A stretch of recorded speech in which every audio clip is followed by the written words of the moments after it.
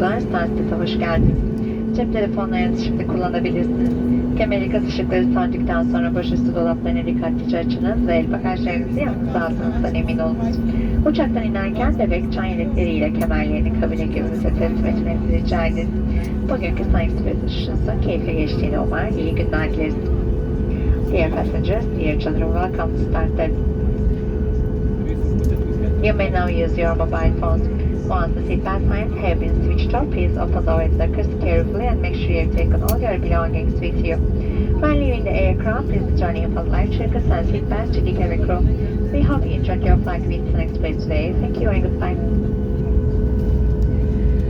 Değerli misafirlerimiz, Sun Express sadakat programımız sildilendiği.sunexpress.com'dan hemen ücretsiz kayıt olarak üyelerimize özel teklifleri ve ödülleri keyifle çıkarın. Dear guests, our loyalty program has been reviewed. Register now for free on sunexpress.com.